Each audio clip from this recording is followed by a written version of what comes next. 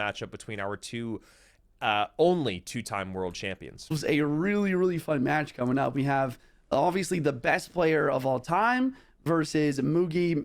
In my opinion, the most talented player of all time in Clash Royale.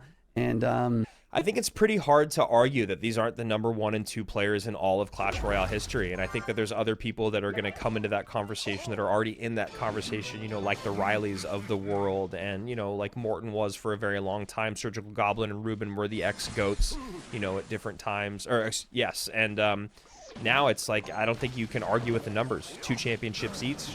Mo does it back-to-back, so here we go. Okay, Firecracker, Hog Rider. I love watching Mo play this deck. I think he's just the best Hog EQ player of all time. He's just so surgical with it.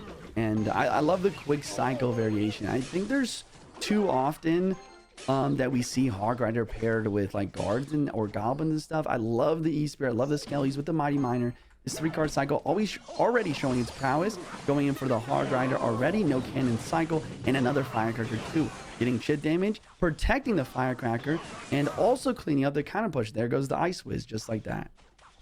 I know I keep saying back-to-back, and it's also driving me crazy that I'm saying it. It says it on the screen, too. They've traded off. I just need to clarify. They've traded off world championships for the last 4 years, but it does feel, you know, still getting 2 championships in 3 years, no problem there. So, Mohamed Light running this Hog Firecracker deck that, yeah, like you said, I always love watching him play this. His ability to, like, do new things with this deck that's been played a trillion times, it always baffles me. And Mugi on the other side of it, I really like him going to just something a little different than we've seen all day today. And honestly, different than we've seen much of at all lately, is the Goblinstein has not been very popular much at all in 2025. Yeah, Goblin, it's interesting. It's in a tough spot. It's still fairly viable. It'll be interesting to see how it pairs up against this Hog EQ deck. Here comes the Graveyard, last card for Mugi. But he's got the cannon, he's got the skeletons, and a log. I think that's one thing that I really never figured out, that watching the pros makes me jealous of like these perfect Graveyard defense, like knowing exactly where and when to play your cycle cards, exactly where and when to play the log to mitigate damage really well. It's almost like Mo knows when and where the Skellies are going to spawn. Yeah, and just like, you know, exactly how much elixir you want to spend too. Right. You know, I feel like so many of us try to like hold back just a little bit, or then we find ourselves overspending. I mean, as we are praising Mohamed Light, he is taking quite a bit of damage here. That poison comes in, and now things are much closer than they were a moment ago. 1579 to 1542. And Juicy Mo has to keep doing this, right? He needs to keep going opposite lane with Hog, but then his defenses, it seems like, are starting to get punished just a little bit. As that's a nice Firecracker there, though. Wow. Yeah, I mean, you're so right. Like, he had more damage on the right side maybe a minute or two ago, but he realizes the matchup. He knows he needs to go left lane. He continues to abuse 3-card cycle, not only for more Hogs, but more Firecrackers. Somehow the Hog connects, somehow the Firecracker does, and one more Earthquake will finish out this match. Mo taking game number 1 in this World Championship matchup. I know, you saw the little smile there from Mugi with the Firecracker and the Hog hitting there at the end, and it felt like he knew for the World Finals. They all respect and even fear Mo almost in a way. Like, we have talked so much time and time again about the Mohamed Light effect that really kind of makes players almost second guess their own plays. I think that if anyone's immune to that, though, it's this man. It's Mugi as we head into game number 2. And we see Battle Ram starting him off here, so maybe like some looks that we've seen today. And there you go, Golden Knight right behind. Mohamed Light on the other side of it, looking maybe like he's going to the skies, as he's got a cage and a bowler.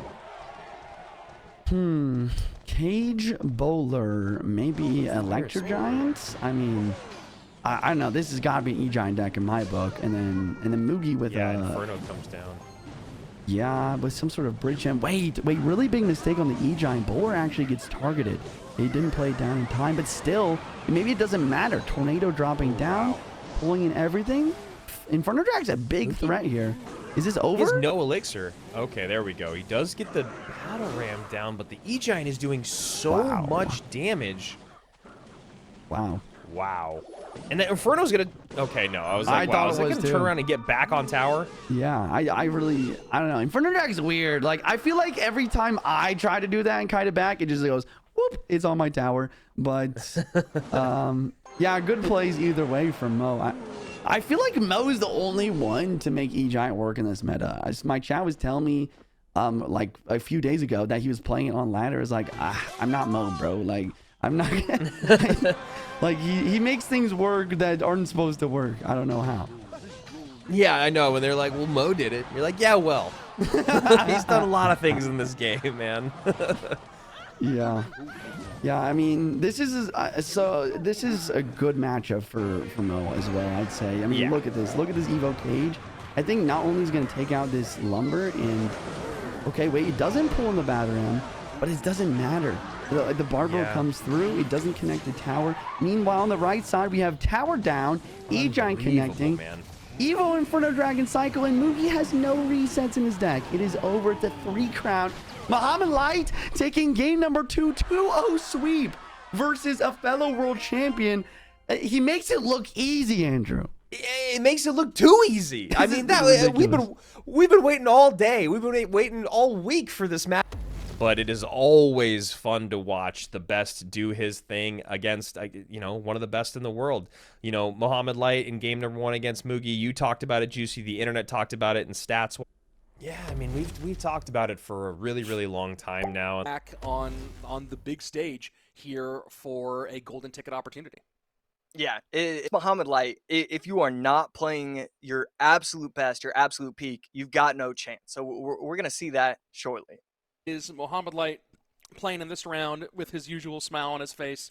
You know, he's got the crew in the background giving him, keeping his mood up and keeping him laughing and ready to play, which is so important. He's definitely an emotional player. People don't realize that about Mohamed Light. He's an emotional player indeed, and that chat is certainly helpful. Now, of course, we've seen him able to do without it as he's played live on stage to a championship twice, but certainly likes that during these remote gameplays as he opens up with Electro Spirit and Monk against the Chef P.E.K.K.A. of Kitashiyan. And are we seeing a Goblin Giant deck here? Yeah, it's so cool. So this used to happen, like, especially when I first started commentating, when I really knew the meta at its absolute peak. As soon as I would see like 1 or 2 cards, I was like, all right, this is probably the deck they're using. When I see the Chef, I don't need to see a card. I just know what's going to happen, what's going to be following up soon, and it's always just going to be P.E.K.K.A., Goblin Giant, then like 4 staples, and then 2 random cards that they just want to throw in there. Kitashiyan, there he goes. Goblin Giant going down the lane. And the P.E.K.K.A. and Goblin Giant will be the evolutions for Kita in this one. Fisherman going for the King Tower activation, doesn't get it. Maybe a half tile off here. I mean, Mohamed Light going for the King Tower activation and just the targeting not doing what he wanted, and Mo taking kind of a big hit there early. Yeah, and a necessary hit, and just one of those mistakes that we don't often see from him. I kind of want to write a letter to Supercell and say, like, hey, why did you allow him to make that mistake instead of recognizing that he made a mistake? Just, it feels wrong to say that. And now Royal Giant down in front of the Evo Wizard. Lightning will clear the Wizard out of the back. RG should get at least 1, maybe gets a second courtesy of the Zap, and that turns things back around. Mohamed Light with the lead.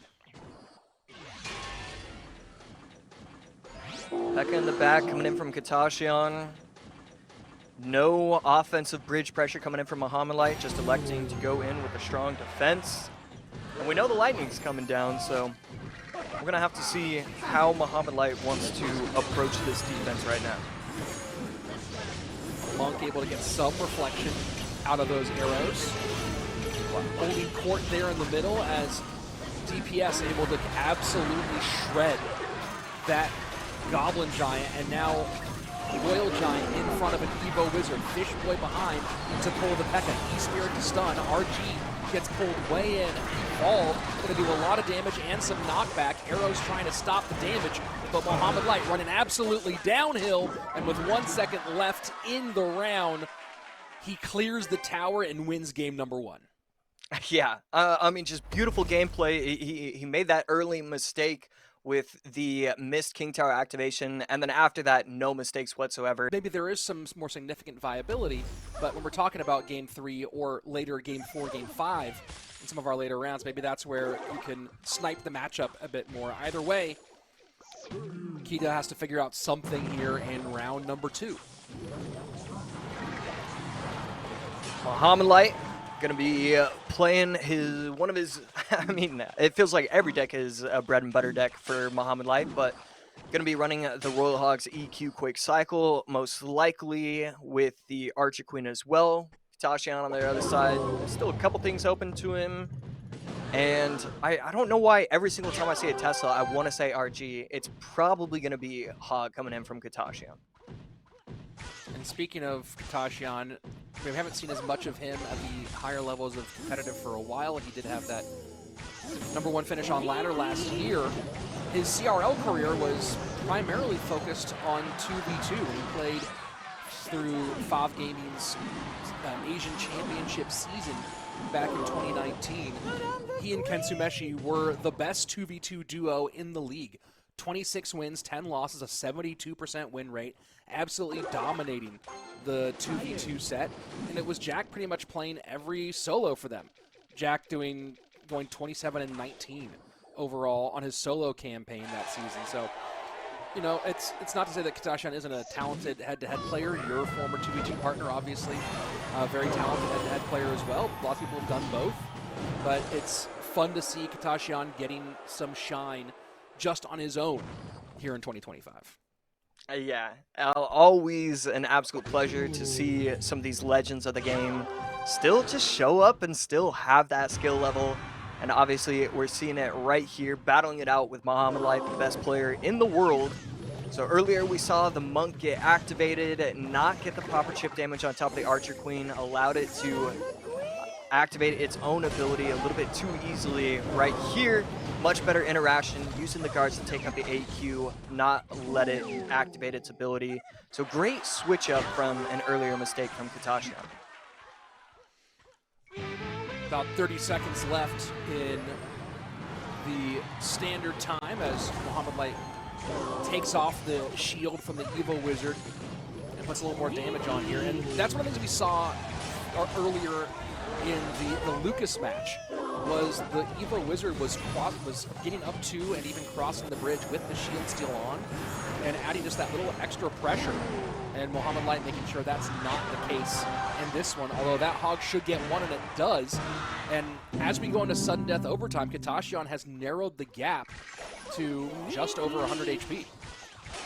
Yeah, and right there, Ice Spirit not getting the chip damage.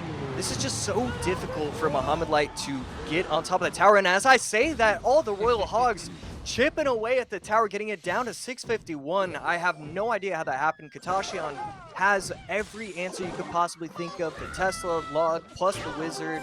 But, I mean, Mohamed Light, he just finds a way when you shouldn't be able to do it. 90 seconds left. Mohamed with the lead.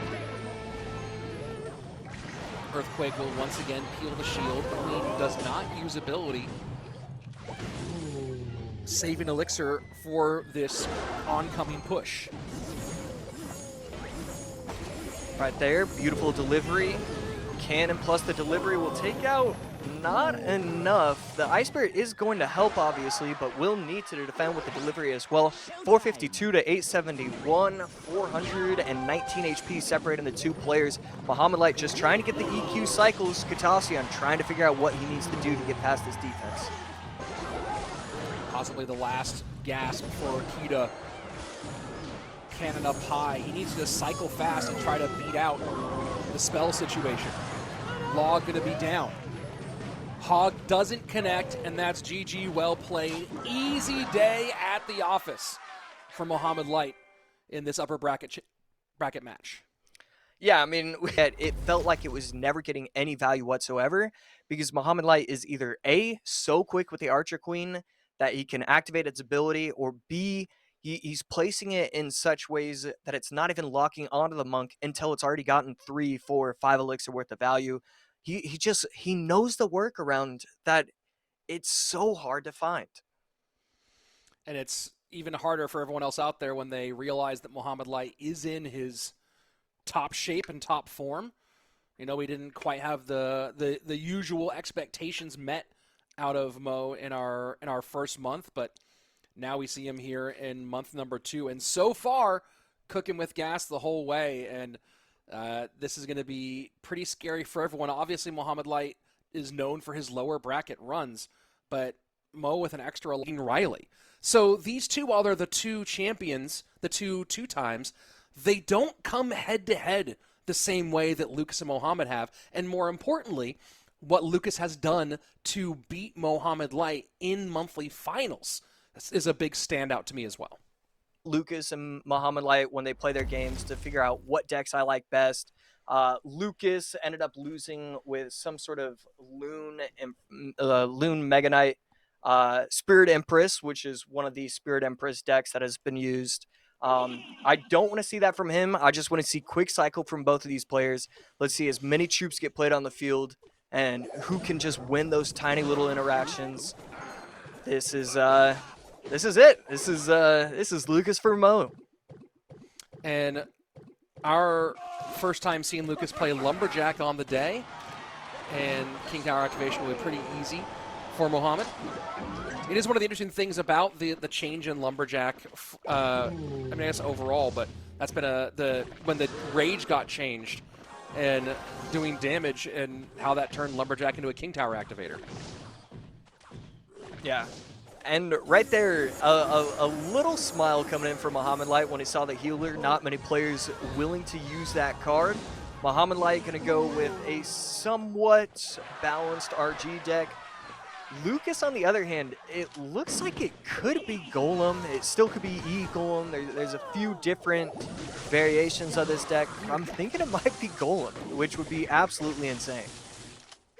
Electro Dragon is so fun. The battle healer, obviously something we don't see very often anymore, and pumping RG at the bridge immediately.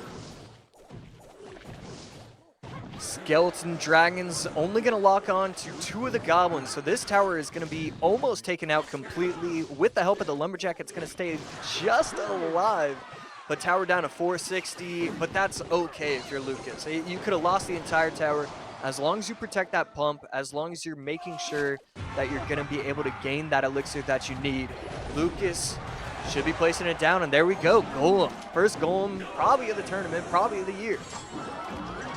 Yeah, I mean, this is interesting stuff to say the least. Evo Electro Dragon behind the Golem will clean all that up, and Mohamed gonna put a fireball on that, but now he's got a battle healer, a Golem, an Evo Lumberjack, an Evo Electro Dragon. That Monk's not gonna do anything to reflect here, and the Evo does die on the Electro Dragon. Golem drops. Lumberjack trying to make more happen, and now Lucas just trying to pile on the bridge. He gives a shake of a head as that did not work out. Yeah, I love the concept. I love the idea coming in from Lucas. One of the tiny little mistakes when he dropped the healer, it was outside of the range of the E-Drag, so the E-Drag ended up getting taken out pretty easily.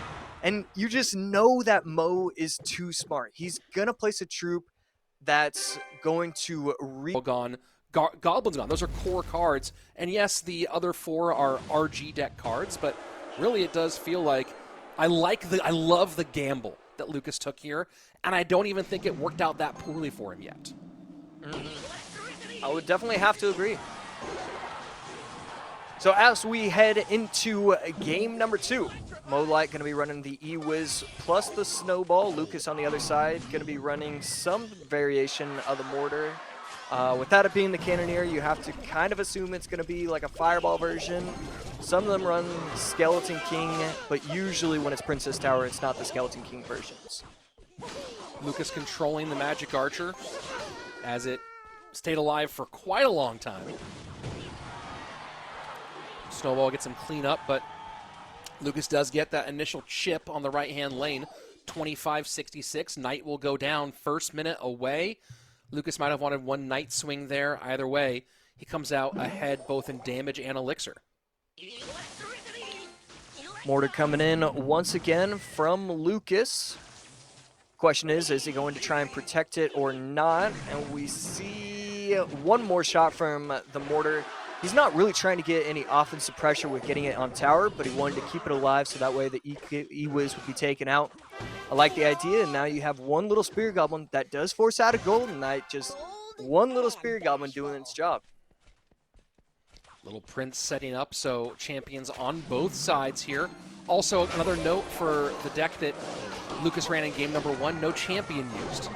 So you think about all those pieces, and I'm very curious. And I love, man, this feels like a bit of a throwback here, but getting a chance to see, I think it's our first giant skeleton of the day.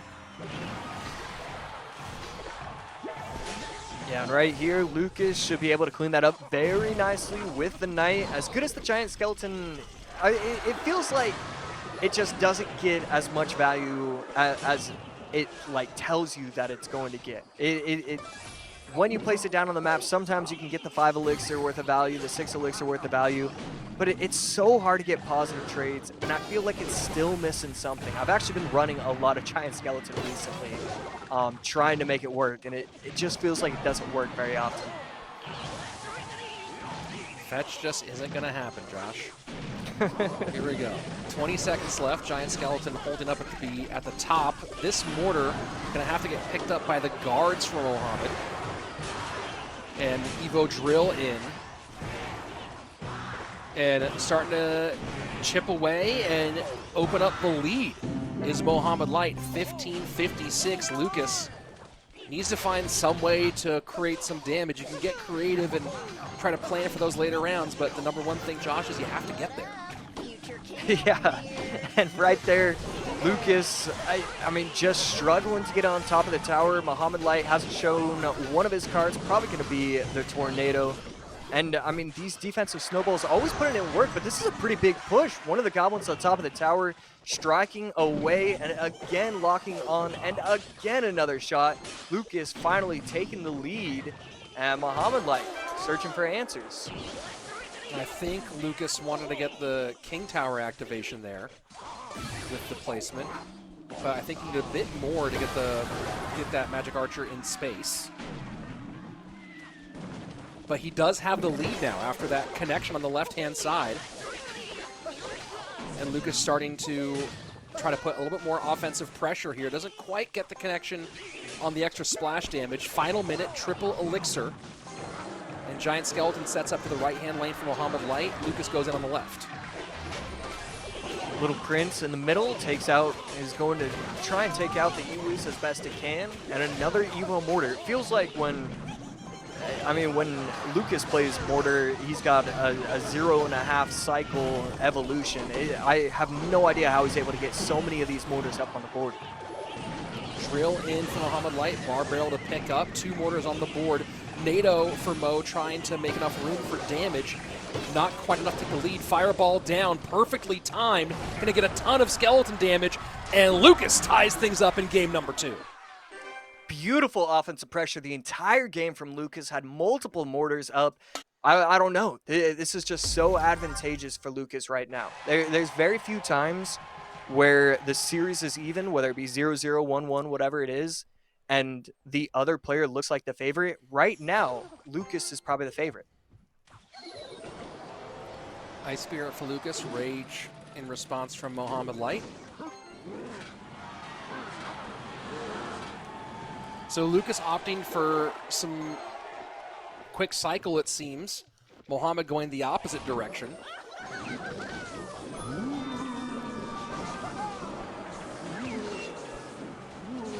Delivery on top of everything gets a ton of value right there. And the Ghost fully taken out.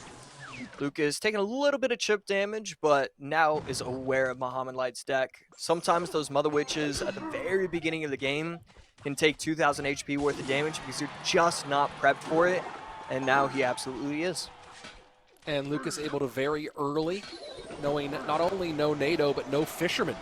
So you can really get some more creative minor placements early on in the game.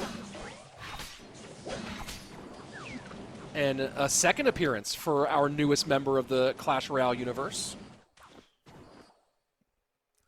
I have to say that was a very interesting push, and it still forced out a lot of elixir from Lucas. Going in with the Mega Knight plus the Inferno Dragon, it cost him 11 elixir. He got his Evos in cycle, and it forced out 10 elixir worth of defensive response from Lucas. So I had no idea Mega Knight Inferno Dragon at the bridge was as strong as it was in forcing out responses.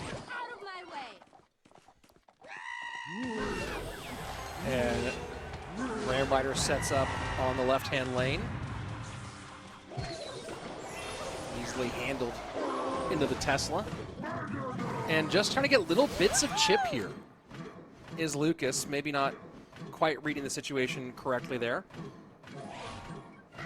And this time Spirit Empress gonna set up with the miner in front.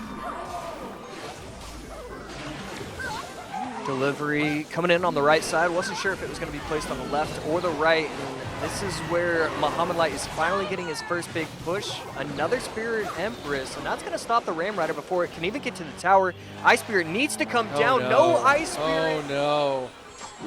Mohamed Light just takes the tower. Lucas, no response whatsoever. Frustrated is Lucas. Yeah, Evo Electro Dragon coming in like the oven that you left on and completely scorching that right-hand tower. And I was looking at that going, man, he's really needs to figure out something here in the middle and in game number 2. So Mo has kind of maybe evened up the card count, if you will, into the meta, into what's actually meta. Yeah, absolutely. And Lucas, when you're using all those cards, I feel like that shouldn't be the way you go. I like using the log, the delivery, the Teslas with Hawk. I think that's by far the strongest one that utilizes those cards. This Minor Rocket deck, it is popular for a reason. It is relatively strong, but there are so many times you just auto-lose because of one tiny mistake, which we definitely saw in that last game. And I don't like using that in best of fives. I think you need stronger and just easier decks in your repertoire. RG with a Monk Reflection.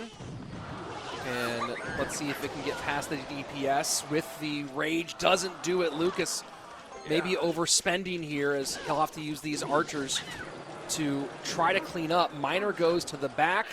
Berserker goes to the left. And there are problems all over the board for Lucas. Yeah, and right there, I think Lucas is trying to activate the king, but I'm pretty sure that interaction, you need to put the... I was taught when I was trying to learn that interaction that you put the fisherman on the opposite side to bring it across. I don't know, just nothing going right for Lucas so far. Mohamed Light up 2-1 in the best of 5 and just dominating the game so far. Lucas sets up Monk to the left-hand side. I don't know what the lore is behind the Berserker, but she does look like the Valkyrie's annoying younger cousin. There it is, you found it. And right there, Mohamed Light just defending these with relative ease. The Berserker just getting the DPS in, helping the Ice Wizard out with its slow. And Lucas, when I look at the matchup and I'm trying to figure out what he needs to accomplish, what he needs to do, I don't know what I see. Mohamed Light's just so talented, and this is such a bad matchup. The Valk, Evo, Ice Spirit, Berserker, and Minor Poison, this is not what Lucas was looking forward to. And you saw a big shake of the head from Lucas there a minute ago as he was kind of just feeling the pressure of how it's all starting to shake out right now. Gonna play the Fisherman high to pull, but that's just poison value. I think that's one of the other big problems here for Lucas that we're seeing, Josh, is now he's at a stage where he has to defend those miners. He has to give poison value consistently.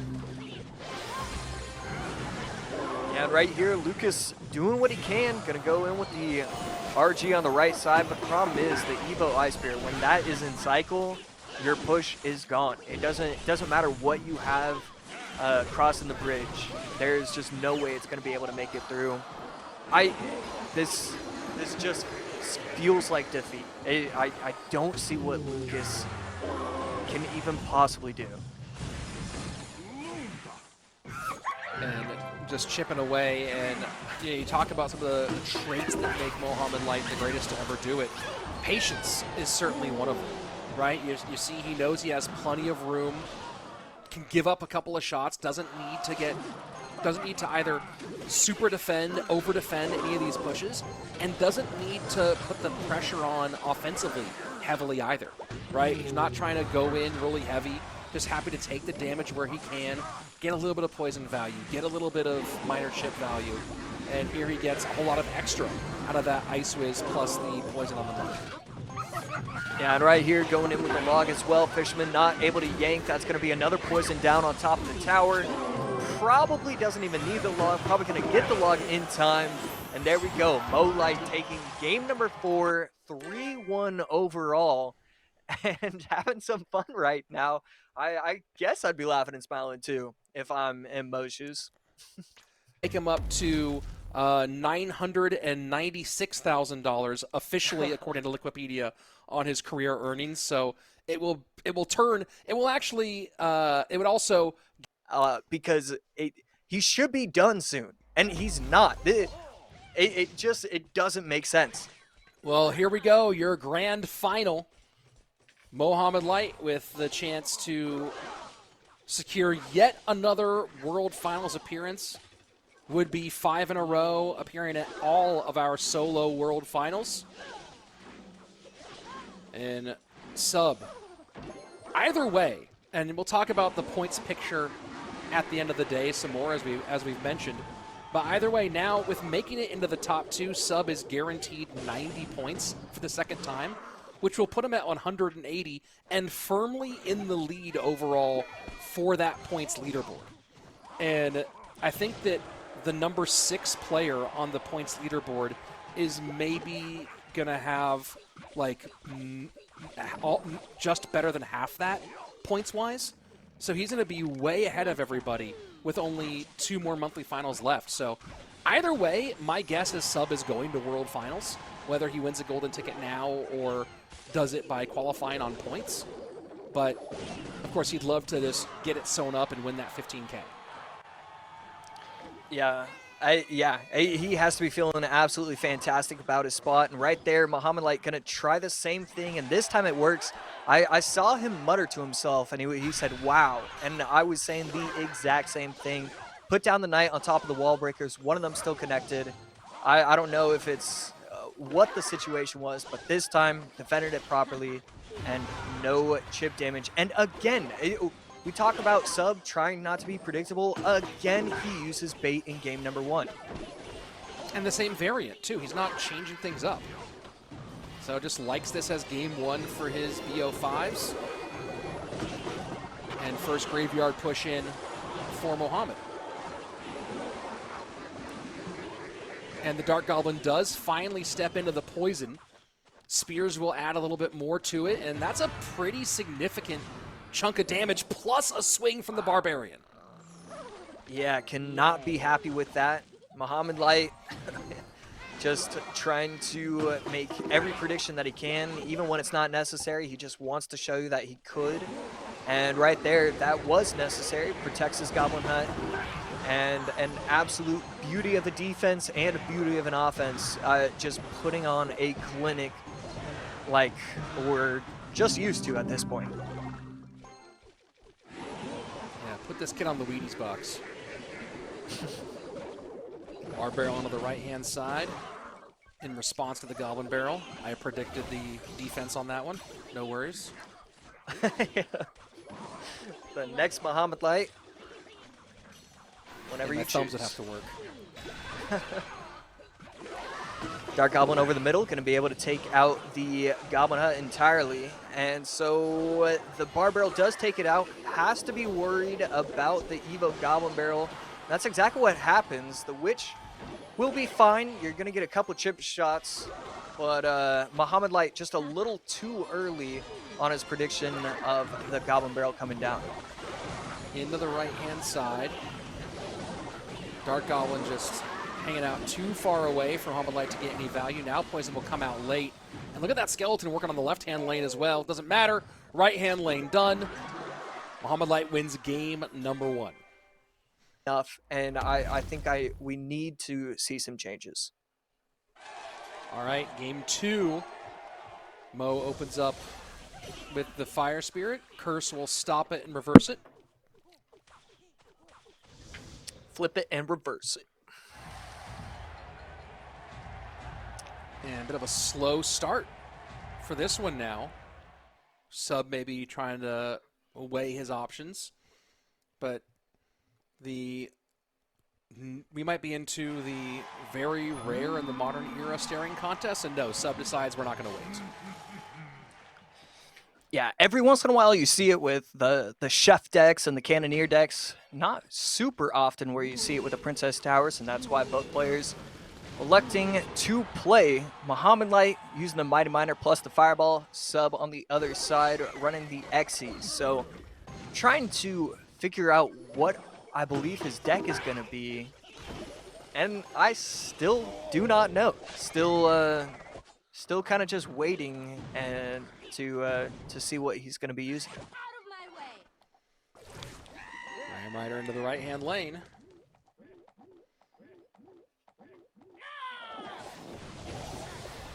And Mo opts for the Snowball and Fire Spirit to stop the connection. Sub cycles both the small spells. Goblin Barrel, or the Goblin Spell, actually got quite a bit more value than I expected. Because of the Goblin Spell, the Spear Goblins were able to survive and force out the guards, so definitely really like that play from Sub. And Sub, I really expected to see Mega Knight be his final card. Not going to be the case. Going to be running the Boss Bandit, Quick Cycle Ram Rider. We don't really see this because it always feels like you need that tank. It's going to be interesting to see as this game goes along if the lack of tank is going to end up hurting him or allowing him to cycle quickly enough to win. Well, I mean, what kind of role is the Evo Xyz going to play in this one, right? With a little bit of tankiness, add in the knockback. Yeah, the problem is with this matchup, there's nothing to really knock back. The Mighty Miner doesn't get knocked back. When it's used on top of the Goblin Drill, it's still going to get value. This is kind of a nightmare scenario for an Evo Xyz deck. All that gets brought back. Zap trying to slow things down. I like the thought from Mohamed Light of trying to push through with the Evo Snowball. Doesn't get as much from it, so we go to sudden death overtime. Mohamed with the 1 game lead and 600-ish damage in that right-hand lane. Sub cycling the Evo Xyz in the back, trying all sorts of angles to try and get through. Does force out the Mighty Miner on the left side, so that can be pretty interesting to see how that ends up affecting things. And we've got a push going. Evo Xyz plus the Ram Rider, it's going to do something. And forces the Snowball out from Mohamed Light to make sure that connection doesn't happen. 90 seconds left, and Sub now back to the drawing board trying to figure out how does he get into the second level.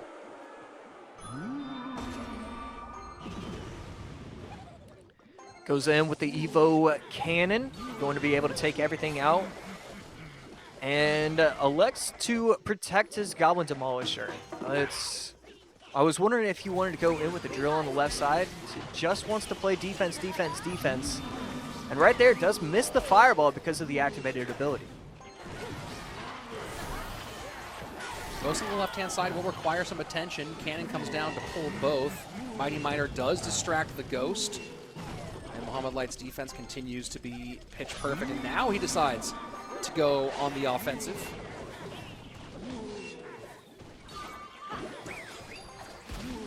The double Goblin Demolisher pushes are just so unbelievably powerful. The Ghost goes invisible. That allows the Goblin Demolisher to lock onto the Exi. And another Goblin Demolisher trying to take it out. Wow, these Exis just not getting any value whatsoever. Evo Snowball to roll all of it back. Drill puts the discussion over back on Sub's side. And Sub just going to kind of slowly bleed. Mohamed Light, patient as always, and now one win away from what we expect to say is Mohamed Light with the golden ticket. Yeah, I mean, just gorgeous offense, gorgeous defense. Yeah, it's so funny how it always kills me how these top competitors, these top 5 players, top 10 players in the world celebrate when Mohamed Light wins a monthly final when they're not playing in it. They are so happy. They're only rooting for him because they know just how dangerous he is. Game 3 on its way. Can Mohamed Light get the sweep? Will Sub take game 3 and force a game 4? Let's find out here. Mighty Miner guards for Sub. Oh, interesting. You know, getting a clarification on this one. If Mohamed Light wins the golden ticket, Sub's extra would go to Lucas for being the 3rd in this place. But if Sub wins the golden ticket, his old silver ticket would go to the player who got 3rd in the event where he earned it. So if Sub somehow wins the golden ticket, his silver ticket would go to Vitor, who got 3rd place in that event. So that's fascinating information. Yeah, a lot of, and I mean, just think how crazy it's going to get once we reach those final months of the monthly finals. Here, though, Mohamed Light running his patented Miner plus Tesla plus Little Prince. This is something that he rarely, if ever, loses with, so it's going to be very hard, but we're going to see what Sub has ready for Mohamed Light. And Mighty Miner switches the field. Log to clear, doesn't do much. Little Prince going to take the Firecracker off the board. Rocket to clear the Tesla. No combination, though. Mohamed Light not able to get enough Elixir to get the Guardian out in front of the Little Prince. So it gets Rocket value alone. And then right there, that's a net 5 for net 5 between Sub and Mohamed Light when they got their pushes. The Miner plus Rocket with the Tesla defended. And the difference between the Rocket damage and the Earthquake damage was just so massive. Sub trying a lot of different things, but I think it's got to do something with Firecracker chip damage. I just don't know how you do that. It's just such perfect defense coming from Mohamed Light every time.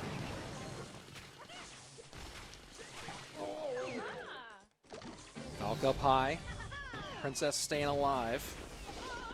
Evo Firecracker will clear her off the board. So as we go into sudden death overtime, Mohamed Light plenty of Elixir and just already playing the Rocket Cycle game. Yeah, pretty shocking with all those troops coming down the field, still thinking that it was okay for him to use the Rocket like this. And he's going to defend with the Rocket as well. With the Earthquake, that might get a second shot, but no, only gets 1 shot from the Firecracker. 18-17, 15-55. Miner to the back. Guards get their shields ripped off. And forcing Sub to play the right lane. This is the thing that Mohamed Light really is going to like here. And he is just ripping these rockets onto tower.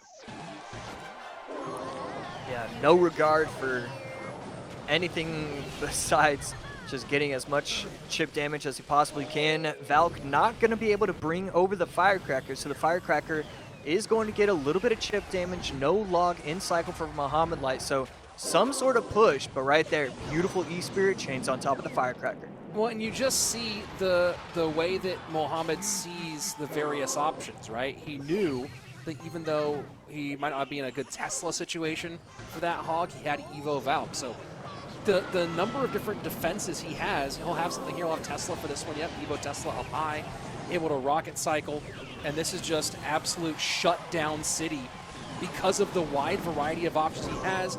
The victory rocket, and Mohamed Light does it once again. Yet another monthly final, yet another golden ticket for the Pharaoh, two-time world champion and owner of a very, very nice-looking cat. Yeah, congratulations to Mohamed Light. 3-0 on the day. Has to feel just incredible with his gameplay. I mean, we saw the win rate at the beginning of the day showing 93.75.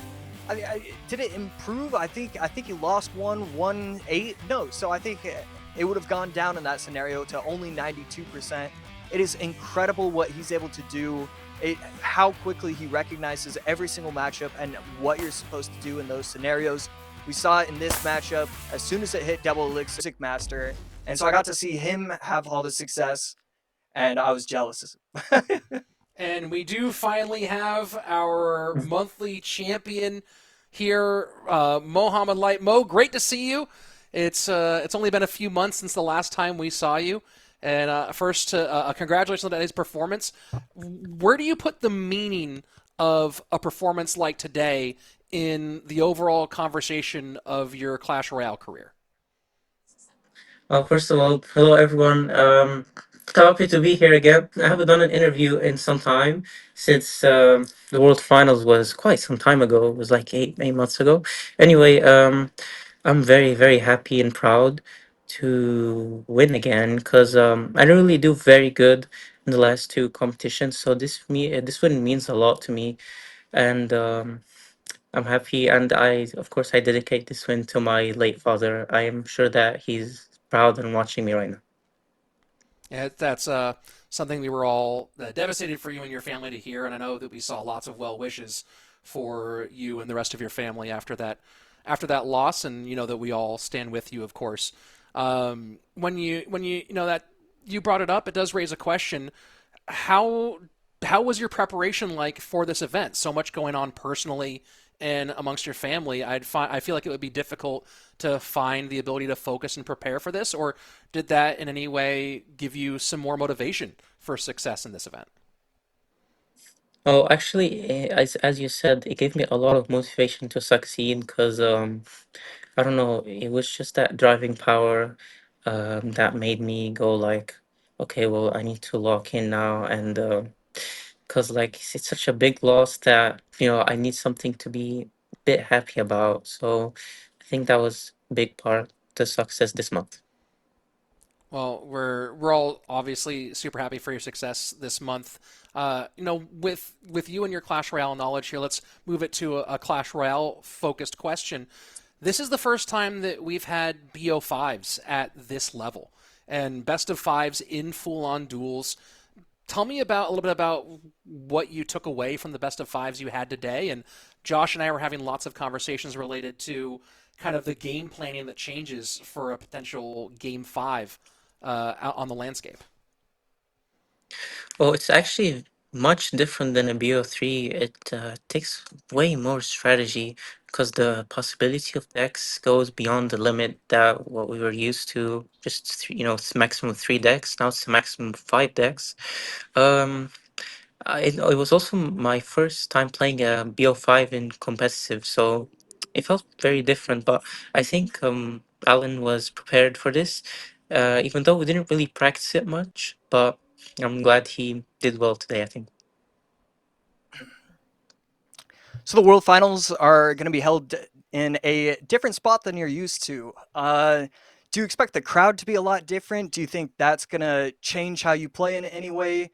Do you think it gives you any sort of advantage because you've been all over the world? Where does switching it up change things for you? To be honest, I'm not really concerned about the crowd, audience, or anything like that. I'm more concerned about getting the visa to go there in the first place, to be honest. So hopefully that goes well. Okay. Well, I don't think that we'll have difficulty proving that you are a unique talent in this game, Mohamed. Obviously, you've got kind of quite the resume for it. Well, to wrap things up, unless Josh, you have another question behind that one. No, I have my one.